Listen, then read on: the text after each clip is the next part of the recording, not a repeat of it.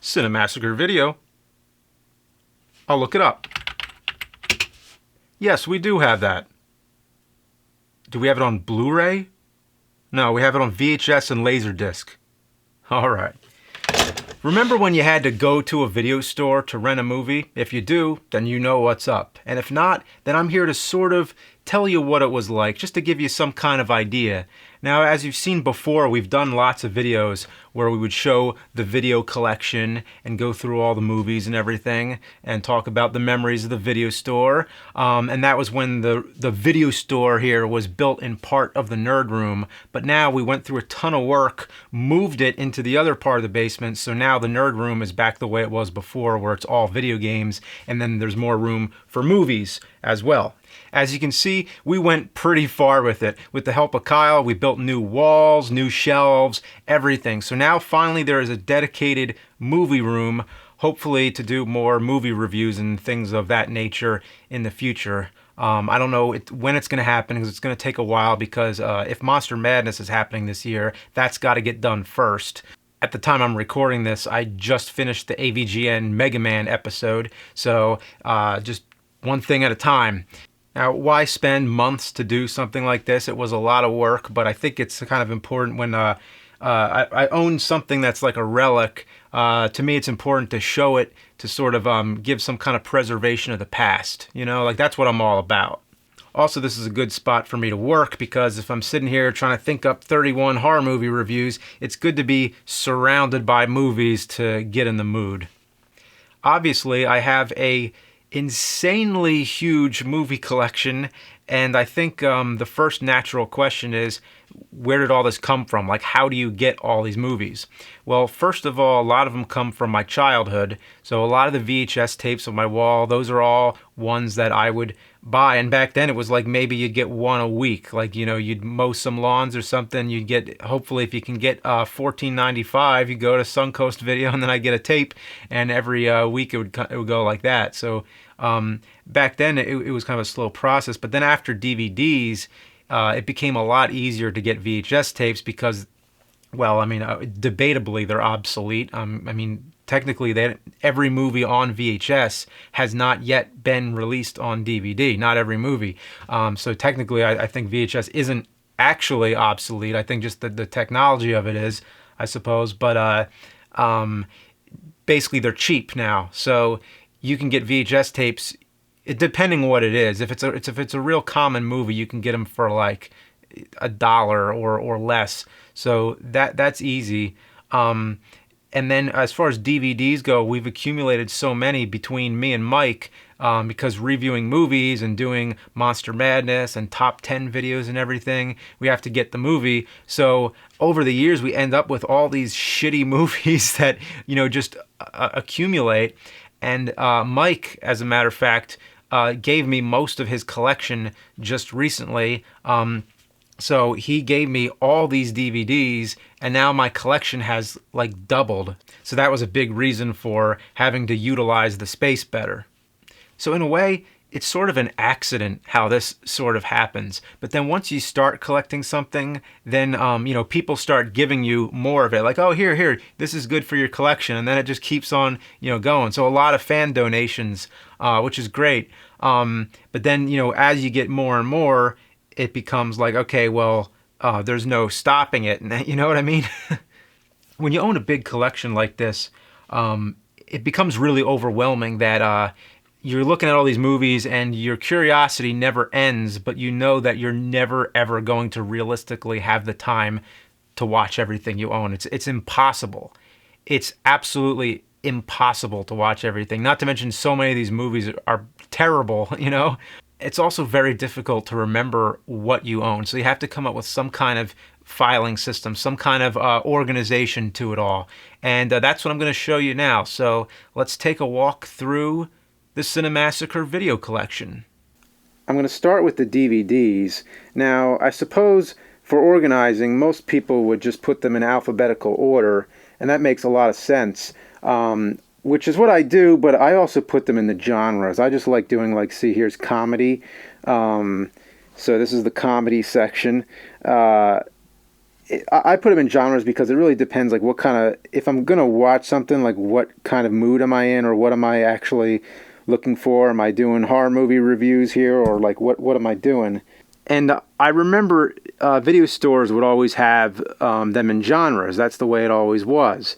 You would have like, you know, a Blockbuster Video or a big chain, and they would have all these printed out, you know, genre labels. But sometimes you'd find video stores that would do something really cheap, you know, like this here.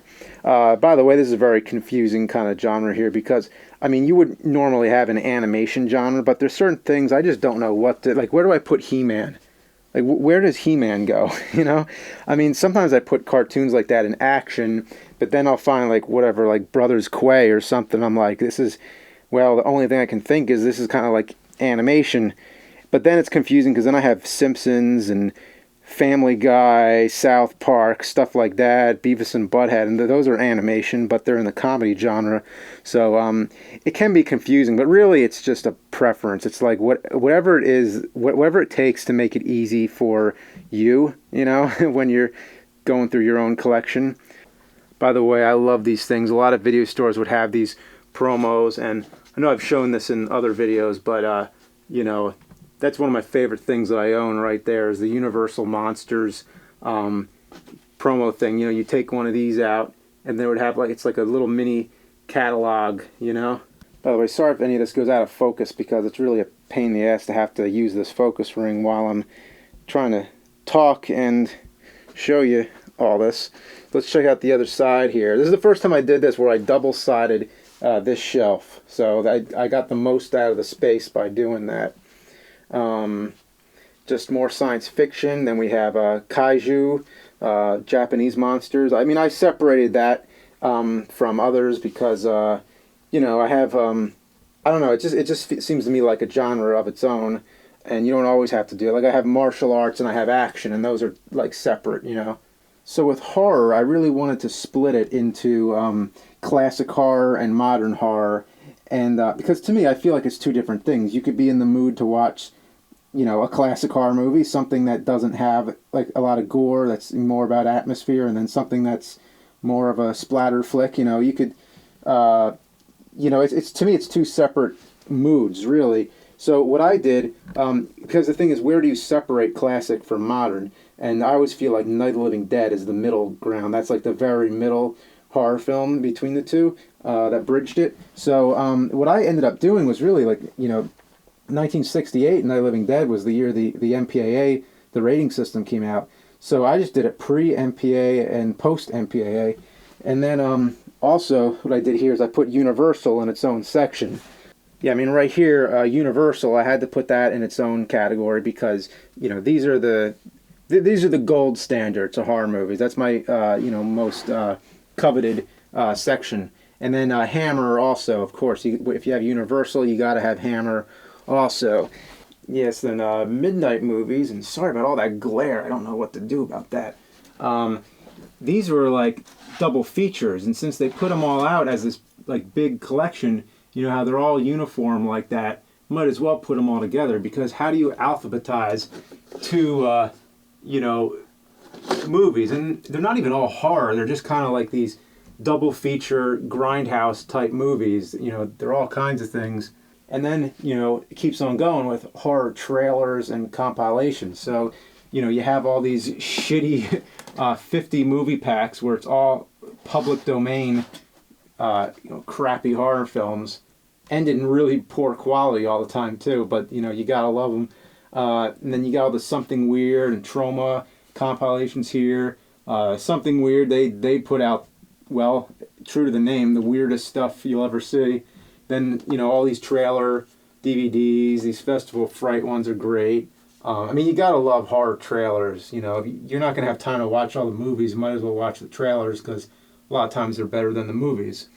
And then here we go. We finally get into the post-MPAA modern horror. Pretty much anything from the 70s on, just about. And you know, it's I don't even have room for any more. If I get any more horror movies, I'm fucked. You know, there's no more room, because that's the thing I didn't even talk about. When you get a new movie, let's say it's something that starts with you know, H, and then you have to like fit it in somewhere. What the hell is this? Hell of the Living Dead. What the fuck is that? So anyway, you get a new movie, and then if you're putting them in alphabetical order, and you don't have the space, and you can't even fit one DVD on the shelf, every other DVD needs to move. And you could end up doing that to the entire collection if you have something that, you know, starts at the beginning. It's a nightmare. So I always try to leave a little bit of extra space on every shelf, just so you're able to like put, you know, new ones in. But it really is getting to the point where I really don't have room anymore. Oh, and I even failed to mention that even when I got the collection from Mike, and whenever you're, you know, moving DVDs from one spot to the next, it's really hard to keep them all together. I got to tell you, when I was putting these in alphabetical order, it probably took a week straight of just going through piles of DVDs and then separating them by genre, by, you know, alphabet, everything. It took a long time. Anyway, that's the DVDs. I'm going to move on to Laserdiscs. Laserdiscs. I've never seen a video store have Laserdiscs.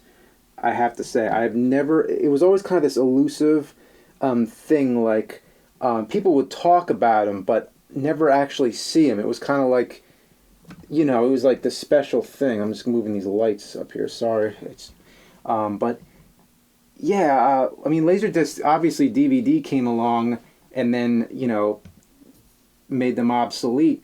I remember once, the only time ever seeing one was on, was a film professor. I took these summer and Saturday courses, and one time a film professor showed us a Laserdisc just so he can show us the commentary track on it. And that was kind of a really innovative idea. It's like, wow, like a commentary track? I never heard of such a thing at the time. Yeah, so I don't know if there's any point of this, but just to show what a Laserdisc looks like. Whoa, that's some crazy light reflection going on there. Whoa.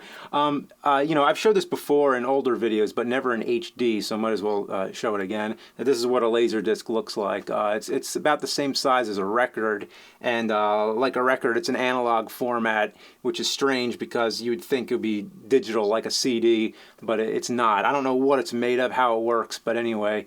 So it's usually two-sided, or sometimes even more, if you might have to have multiple discs if it's a long movie. So yeah, you have to flip the disc more than once sometimes during a movie, and that sucks. So it's no wonder why this didn't catch on. Can't watch the movie uninterrupted, so you know, it's a cool thing to collect though, because it's like records and you have the biggest cover. I've never even seen, like I said, I've never seen a video store ever have these, to let alone even display them like this. But it really is cool to be able to like actually look at this, because these covers are like, you know, a work of art. So it's you know, that's one of the cool things. I guess that's why people you know, vinyl is coming back, you know, with records, but also magazines. I had to have a little magazine rack going here. You wouldn't normally see something like this in a video store, but it just kind of fits with everything. That I have a lot of monster magazines, and again, same thing. The covers are a work of art a lot of times, because, like, yeah, I mean, look at that. Like, holy shit. You know, it's cool to actually be able to. Wow, horror tales. I mean, look at that. That's amazing. I mean, we could just look at this all day. I mean, this is crazy. I mean, I can't even comment on this. Oh, and this one here. You gotta love the title. Hey, this one's great. He's like coming out of the newspaper. Oh, holy shit. I mean, were they fucking high? Oh, by the way, that autograph, in case you're wondering, it's George the Animal Steele, who played Tor Johnson and Ed Wood. We did an interview with him at Monster Bash. He put me in a headlock. It was amazing. Anyway, these ones are my favorites. The famous monsters of Filmland, because I mean, a lot of these are comics. Some are magazines, and I like collecting both. I mean, not a lot, because these are kind of expensive. These aren't really like a thing that you could, you know, buy a lot of. So even though these talk about movies that came out even before this, like in the 30s and the 40s, but a lot of times they'll talk about current movies that are coming out in the 70s, and it's really interesting when you're reading that, and you know, it really feels like you're transported back in time. Yeah, but really, I love this shit. I mean, you got all these great pictures, and one of the best things is when you can order stuff in the mail. So if you go back here, I mean, you have all these model kits. You could order movies on 8mm. Yeah, I mean, human skeleton, send away for all kinds of things, and a live monkey. Yeah, never today would you see something like this. There's a P.O. box address on it. You send a check in the mail, and you get a live monkey. They were sending live monkeys in the mail. All right, let's move on to VHS here. So these are the new releases, or, well, they're ranging from 94 to 97. But this is the type of, you know, mainstream films which you would see as soon as you walk into a video store. So this is what they would be, you know, promoting. Sometimes they'd even have an entire wall dedicated to one movie if it was a new release. And you can't forget about the video games. I'd always rent NES games from the video store, and I always remember that they'd come in these plastic cases, which I'm fortunate enough to have some of here. And basically the way this would work, you know, you take the game and you'd hope that inside the case they would have the instruction manual, and most of the time they didn't, because people would take them. People would take the instruction manuals out of them. They'd keep them at home, or they'd lose them, or whatever. I don't know, but it was always a luxury when you'd find a tape that would. I mean, a tape. We used to call them tapes. An NES game that would have a manual in it. And then you'd have all the cartoons, you know, the Ninja Turtle movies, the ones that you got from Burger King. You know, they had like these 4 tapes. Yeah, the Burger King Kids Club. There they are. The Vanilla Ice Ninja Rap. Oh my God, the Turtle Christmas, Turtle Tunes. Oh, coming out of the shells tour. It's just a shelf of shit. Oh, the Cartoon All-Stars. Remember that? Now this right here, I mean, to me, it is the crown jewel of the collection, or I should say the one that I'm most sentimental towards, because these were the monster movies, all the Universal monster movies that they came out with in the early 90s. I mean, they released these tapes in the early 90s, and that was when I first got into horror movies, when I first started collecting this thing. So, like, every week, I'd get, like, one of these, and I guess it's similar to collecting comic books or something like that, but this was kind of like my comics. So I always appreciate the artwork on these, on the covers, and the tapes would always begin with this promo for the rest of the, you know, movies, and it would always say on there, like, they had this creepy narrator voice that would be like, go into your local video store retailer and ask for the Universal Monsters Classic Collection.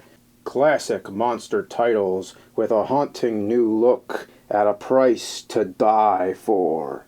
And after they put out all the essential ones, well, actually it's strange, some of these aren't even Universal, like Island of Lost Souls, that's Paramount, but Universal acquired the home video rights, I guess, to a lot of these.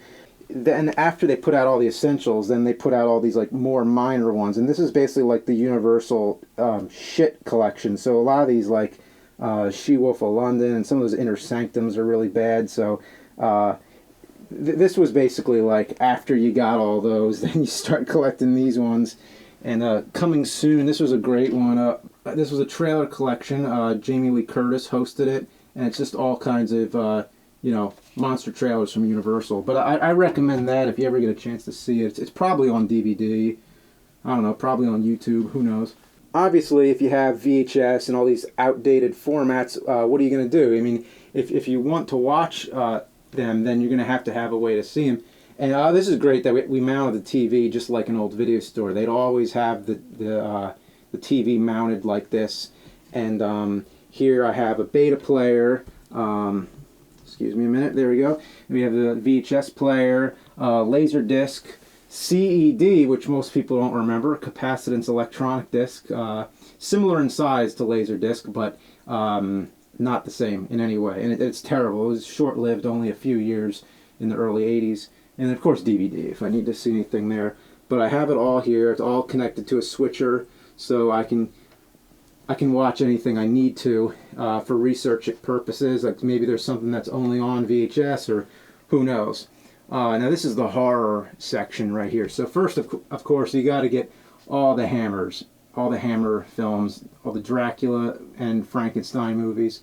Those are essential. Those are a lot of the ones also that I collected as a kid. So those are ones that I'm proud of owning, I guess. And some other Hammers. We got a lot of mainstream slasher movies, a lot of classics here.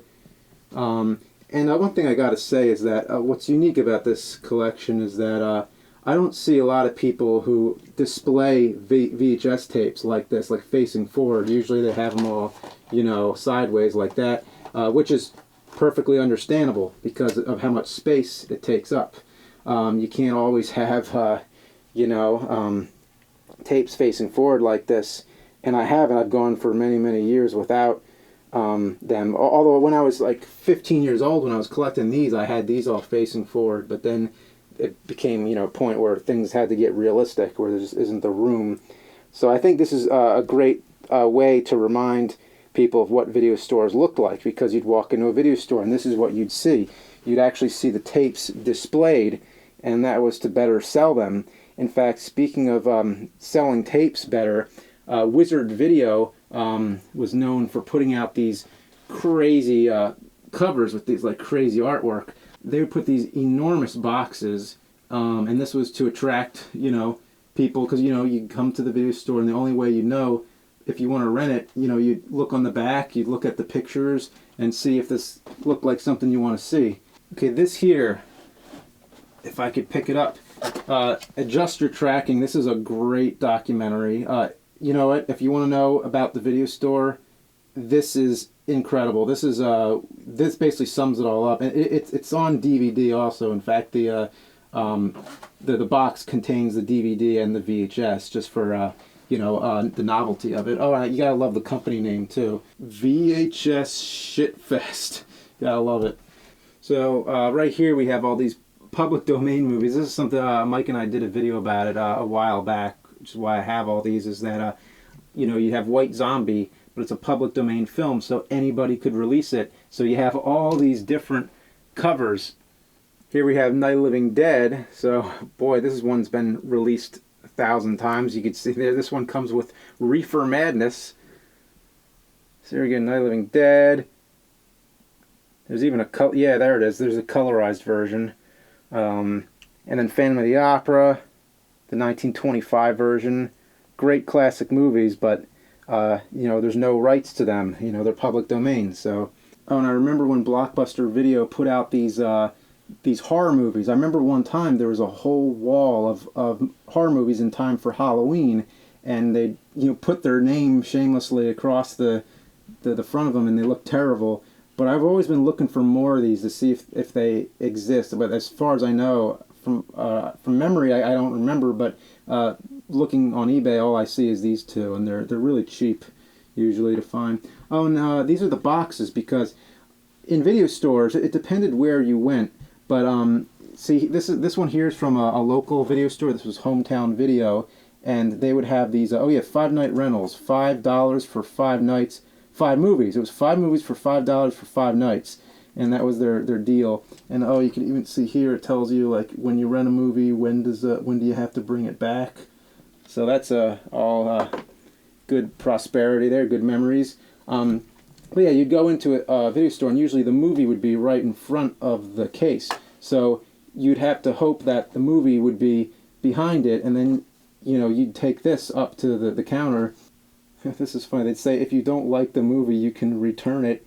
This is when Blockbuster was getting really desperate. This was like kind of like toward the end, where they would keep extending the late fees to, you know, like you'd be able to keep it longer, and then they'd say like, well, if you don't like the movie, bring it back, and then you could totally lie, and then you'd get a, so what does it say?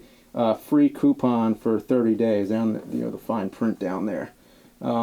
That's really funny. But then there are other video stores. Like I remember there was West Coast Video, and West Coast Video, they'd actually have plastic around the case, and in that situation, you're actually able to take the case home, which I always thought was cool, because usually they leave the case at the store. That's just for display.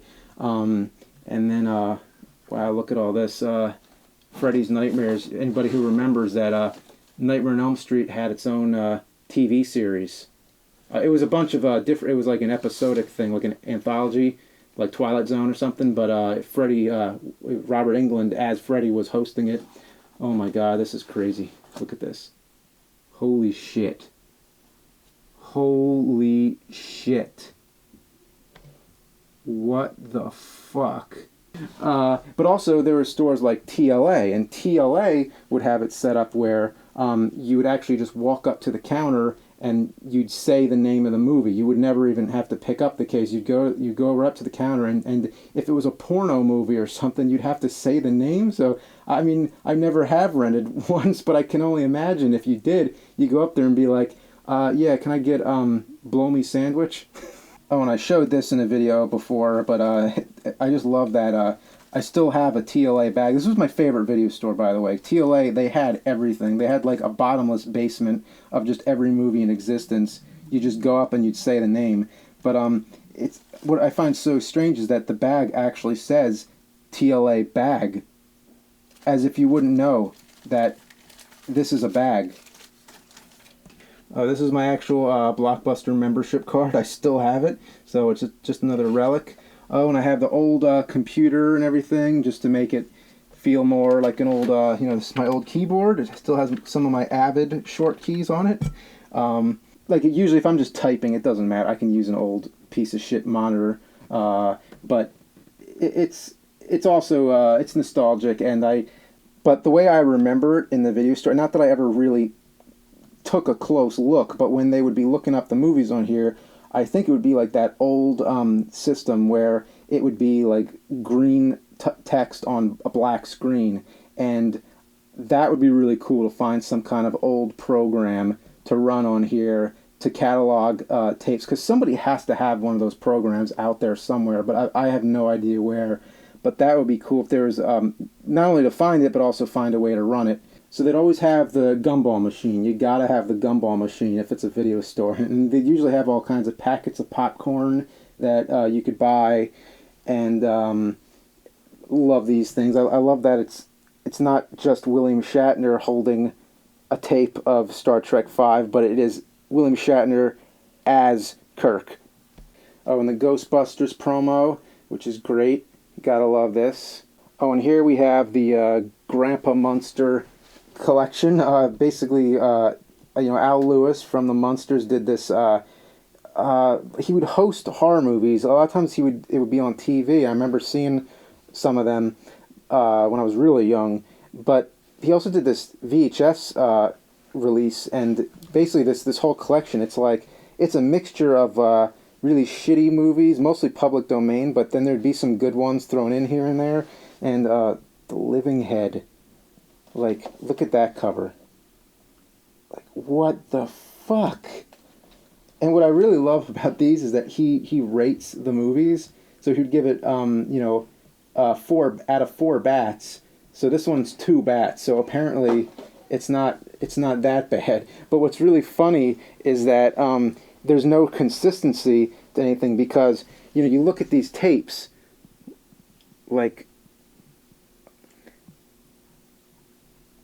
here we go. Here we have Nosferatu, which is a classic horror film, and he gives it 3 bats out of 4. But which is fair enough, I guess. But then you look at Two-Headed Transplant, and this also has 3 bats. So it's crazy. And then Ghosts on the Loose. This one I put aside because what I find hilarious is that he gave it 4 bats. Really, the East Side Kids and Ghosts on the Loose with Bela Lugosi, this is 4 bats. But Nosferatu is 3. Oh, and then there's the Coppola film, Dementia 13. This one he gave 4 bats. But these are the only 2 that he rated so highly. He likes to give 3 bats, I know that.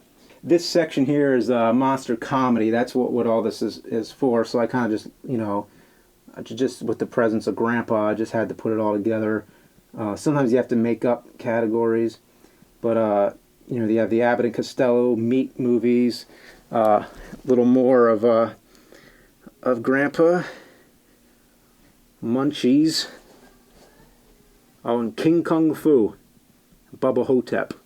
And I don't even know if I have the time to get through all this stuff. But here we have a lot of the VHS and beta editions of Star Wars, because you know how they'd release it on VHS so many times, and each time they would digitally remaster it or do something new to it. Like, I think this is the last time they put it out. With every release had changes done, but the most significant changes being the special edition, which was the silver. They actually put it out, the silver edition, the gold edition. The silver was widescreen and the gold one was full screen. So, and actually the widescreen I think costed a little more than the full screen. So that was just crazy that you could do that back in the day, but now everything's widescreen. So today it just doesn't matter. On these, I had to put these all together as the Columbia VHS collection, because they put out all kinds of movies. They'd be, you know, you'd have everything from Curse of the Demon, which was from the 50s, you know, to Fright Night from the 80s. That's one of the classic covers right there. Everybody remembers that scary face. You know, kids back then would be afraid to rent it. You know, Ghostbusters obviously being classic. But what I loved about these tapes is that they all have that uniform red frame around it. And then you look on the side of the tapes and they all have very simple, just the, you know, the text. But I always love the Mothra cover there. It really makes Mothra look a lot more badass. Then have martial arts here, and you know, all the good stuff like Bruce Lee fights back from the grave, Ninja Terminator, Ninja 3: The Domination, and then of course Enter the Dragon, the one that, you know, put martial arts movies into the mainstream. Drunken Master 2, I think still one of the best martial arts movies. And then we have the Wu-Tang Collection down here, which we did some kind of video about this a while back. But the Wu-Tang Collection, it took me years to figure it out, but it's actually, it was released by the Wu-Tang Clan, the rap group, which is strange. They retitled all the movies, actually. You know, Old Dirty Kung Fu. And a lot of these movies are really crazy if you actually watch them. Drunken Wu-Tang I've seen before, and that one being one that made Mike and I laugh to tears. Well, if we're talking martial arts, we got to talk action. These are all, well, mostly mainstream type films, but I know I have some weird ones down here too. Oh, the original Batman Robin, the film serial. A lot of people don't know there was a Batman before Adam West. We have Captain America, The Flash. Oh, now here's the good stuff here. Death Race 2000 with Sylvester Stallone. Very funny, if you get the chance to see it, before he was famous. Hercules and the Moon Men. Megaforce, did a review of that on Cinemassacre. The Double Dragon movie. Robo Vampire, which shamelessly has RoboCop on the cover. And he has nothing to do with the movie. Oh yeah, I don't even know. Where do you put Moonwalker? Now, like I said, the Blockbuster videos would have all the genre labels, very, formal. But a store like TLA, which is run by movie fans, they would get creative a lot of times with the genre sign. So I remember sometimes seeing things like that. But this, I didn't realize how important it was till recently, how important to collect tapes of movies that I've seen as a kid, because a lot of this is how I seen a lot of these Godzilla movies, was these actual tapes. Well, not these actual tapes, but these releases of them. And there exists so many different re-releases of these films, and with movies that are any foreign films, they sometimes redub them with different releases. So a lot of times the soundtracks to these movies would be completely different. Like I remember specifically Godzilla vs. the Smog Monster.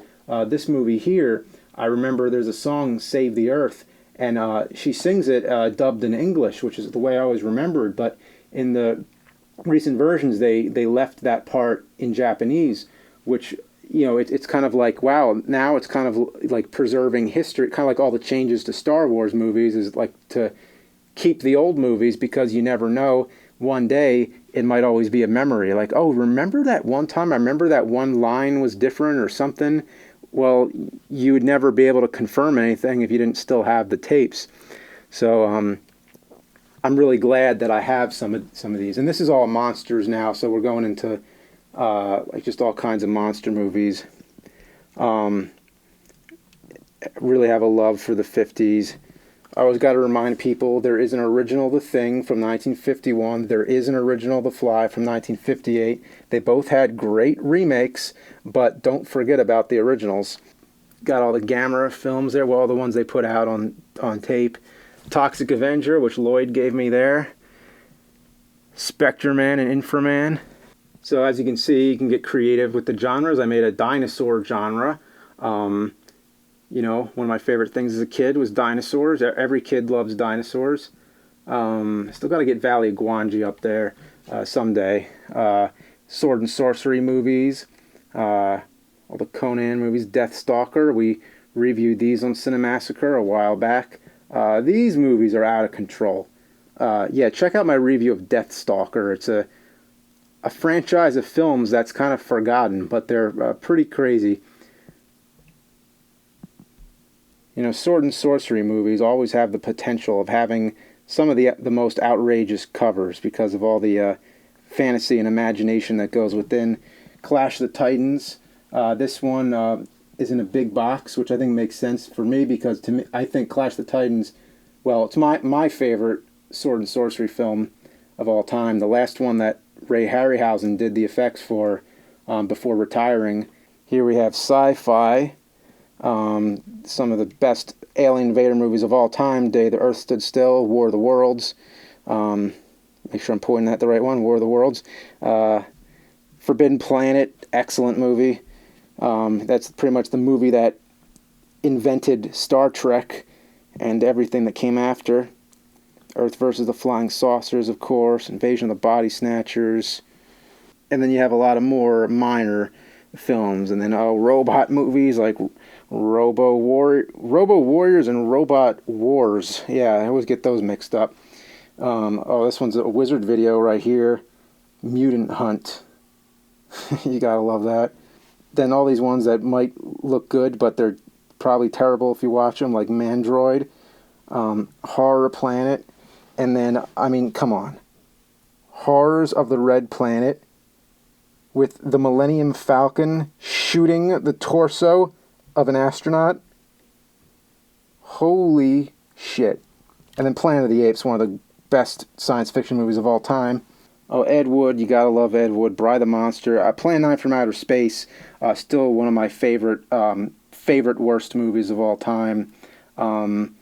Which, strangely, it's not as bad as people say it is, but for some reason that movie has always inspired me because of Ed Wood's, the scope of his imagination, but just that nothing was on his side, and he didn't have the technical capabilities to do what he really wanted to do, and he just did his best, and I always was inspired by that type of thing. Then all these film serials like Phantom Creeps, Flash Gordon. I mean, you wouldn't have Star Wars if you didn't have Flash Gordon, and that's where it all came from. In fact, George Lucas he wanted to make a Flash Gordon movie before Star Wars, and he couldn't get the rights, so he did Star Wars instead. Of course, I have all the original Star Trek episodes. Here we have the Universal Sci-Fi set, which is all the sci-fi films from the 50s and 60s. They put out this collection, but strangely, the Nightwalker was included. And the Nightwalker is not a science fiction film. It's actually a psychological horror film. I think that concludes most of the VHS collection, but also there's some beta. My favorite film of all time. It's a Mad, Mad, Mad, Mad World on 2 tapes because it's such a long movie. But it's not common to find beta tapes. As you can see, they're a little bit smaller than VHS. You get one of these out.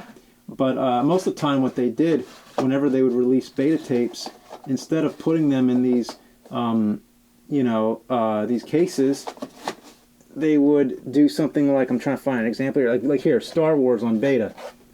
Like this is a beta, but they used it on a VHS tape, and basically there's like a little bit of extra styrofoam inside the case, and that was basically kind of like a cheap way to, reuse the same cases. So It's rare. It's rare to find beta tapes in that form.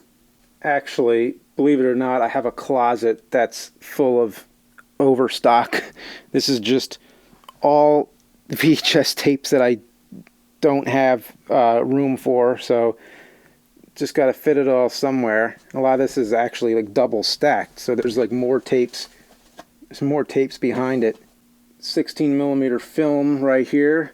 Haven't collected any of this in a long time. It's probably been maybe like 5 or 6 years since I've gotten a 16 millimeter film, because, like, you know, how often are you going to watch film?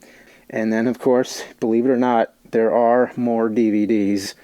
I think the space is too tight for me to get a light in here right now, so sorry if it's too dark to see much of it. Like this right here, I mean, you probably can't see much of it, but this is the stack of shitty shark movies. One of my favorite videos that we did on Cinemassacre was top 40 shitty shark movies. So if you haven't seen that one, go see it. So that's it. I hope I've helped preserve some history, bring back some memories maybe. Even myself, I try to always remember what was it like renting movies, because it was a totally different time. It was more than renting movies. It was like a night out. You'd go out and you'd wander around, and sometimes it would take you forever to find something. You wouldn't know what you were looking for. I still have some vague memories of wandering around the video store and just, like, sometimes not even finding anything. Sometimes being like, well, I don't know. But then other times you'd rent a movie, you'd come home, and then you'd watch it, and then when you bring it back the next day or whatever, you'd be there. You're like, well, I'm at the video store, so I might as well rent something else. And it becomes a never-ending chain, so it would become like, you know, just go on and on.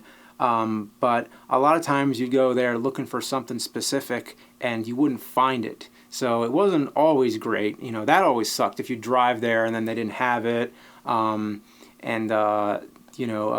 releases were always hard to get. Sometimes that whole wall was like wasted. You'd come in and then they wouldn't have what was there.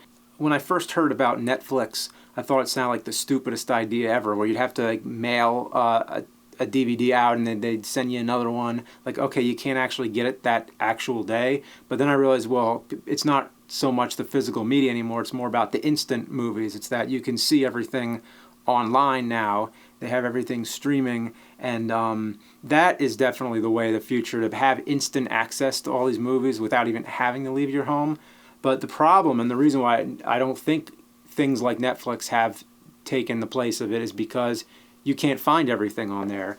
And it seems like on Netflix especially, they keep taking more things off of it than adding things. And like, if I look up a specific movie, 9 times out of 10, it's not on there. So I'd have to get the DVD, or, well, I probably don't even need to because I probably own it, you know. But it really sucks, because it could be the way of the future. But I think video stores were sort of phased out a little prematurely. I mean, I get that they weren't making money and everything else was taken over, but it really just didn't get there fast enough. If they can't get enough movies on instant, then it's not really it's not completely worth it yet. I think it's largely worth it for the convenience, but it isn't really all there yet. And I know sometimes if I can't find a movie on Netflix, it's probably on Amazon Instant, or many other things. You might find it on your cable service. They might have it on demand. But it's still kind of like a quest to find things sometimes. Like, I don't think that part has changed.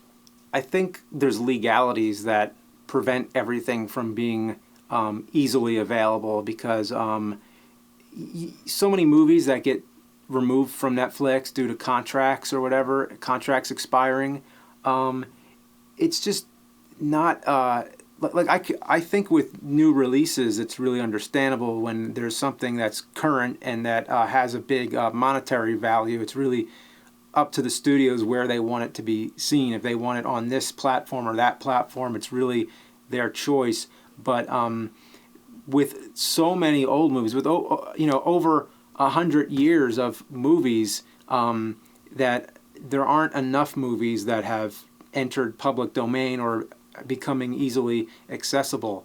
It's really more like everybody owns everything, even though, like, an old movie from the 30s or 40s, nobody who worked on the movie most of the time is even alive anymore, but still it's under some kind of ownership, and like all the classic horror films that I say go see, Dracula, Frankenstein, like those, you can see them somewhere, but you usually have to rent it for $3 or something like that. And I don't think the general public is going to find that stuff as easily, because the general public today is going to be looking at whatever's new. So it makes it harder for people to go through the effort to go back in time and go back to older movies and see this stuff.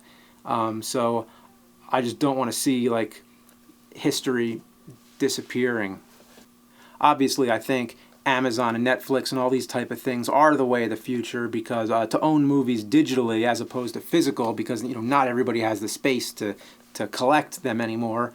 I think it is the way of the future. It's just not completely there yet. I think I've made the transition with music, because I don't collect music on CDs anymore. If I am going to collect, I want to collect it on vinyl records.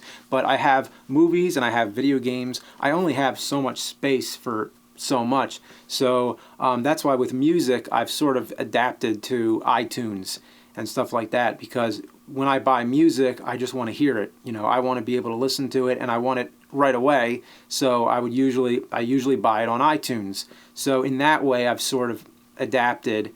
Because I don't have the room to collect a bunch of CDs anymore. So in that way, I can totally see why digital is taking over.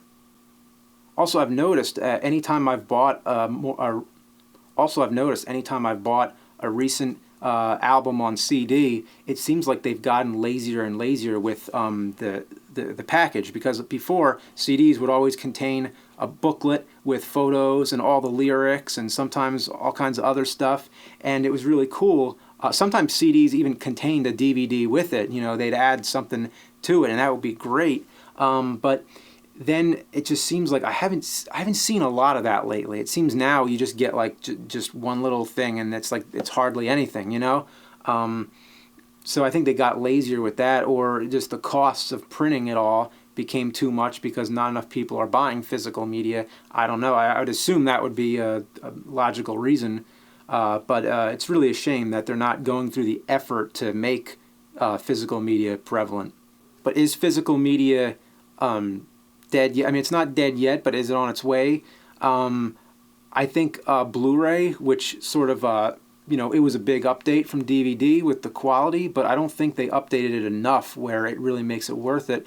I think the big problem with Blu-ray is that Sony owns it. So I've never heard that in the history of video formats, because VHS, anybody could put their movie on VHS, anybody could put their movie on DVD, but Blu-ray, you have to pay royalties to Sony.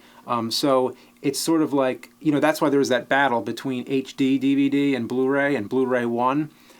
It's because, now whoever owns it now owns that format, and that's kind of crazy. So I think that's it's preventing a lot of things from being released on Blu-ray. Like, there's no way Blu-ray is going to catch up with all the releases that have been on DVD or VHS. And it is, technically a Blu-ray is a DVD. It's a digital video disc, it's just in a higher definition. So I don't really know what will happen from here on out. I don't really see there being much more physical media, unfortunately. So that's why I think it's important to anybody who remembers it and anybody who is still talking about it, well, keep talking about it.